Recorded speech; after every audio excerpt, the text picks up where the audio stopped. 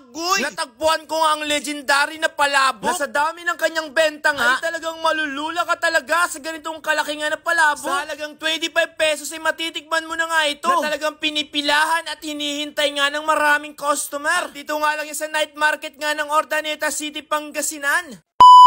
Dito nga kami sa bahay ng Urdaneta City, Pangasinan sa may night market para puntahan nga namin tong dinudumog nga na palabok nga dito. Sakto-sakto nga sa pagkadating nga namin mga kagoy, talaga nagpe-prepare na nga sila ng kanilang benta. At ito nga napakahiganti nga na palabok na kanilang binibenta nga dito. Higit 3 kasirola nga ang kanilang dinidisplay nga dito sa harapan. Ganito pa naman karami na palabok ang kanilang binibenta mga kagoy. Ay talagang malulula ka talaga sa ganitong karaming palabok. Pero kahit ganyan karami nga ang kanyang binibentang palabok ay talagang nauubos kada araw. At hindi nga kamahalan ng kanyang benta. Dahil sa halagang 25 pesos ay matitikman mo na nga tong legendary at authentic nga na palabok na benta ni ate. Bali nag-uumpisa nga ang night market nga nila dito sa alas 5 nga ng hapon. Na kung saan ay pwedeng nga natin tikman nga itong kanilang benta. At ipapakita ko nga sa inyo kung ano nga mga toppings ang nilalagay nga nila dito sa legendary nga nila na palabok. Una nga ay maglalagay nga sila dito na dinurog na chicharon. Pupunuin nga nila itong chicharon itong kanilang bentang palabok. At saka lalagyan naman nila dito ng boiled na egg. Kung sana hindi nga ito mawawala sa ating palabok. Nakasanayan nga natin ang ganitong pagkain. Lalo na nga kapag handaan. Madali nga lang hanapin ang pwesto ni ate, basta nasa unahan nga lang siya bago nga kayo pumasok sa night market nga nila dito sa Urdaneta City. Kaya kung gusto niyo makatikim nga ng palabok na sakto nga lang sa inyong budget, eto na nga yung napaka-perfect na sobrang sarap. Na talagang papalag na nga ito sa inyo.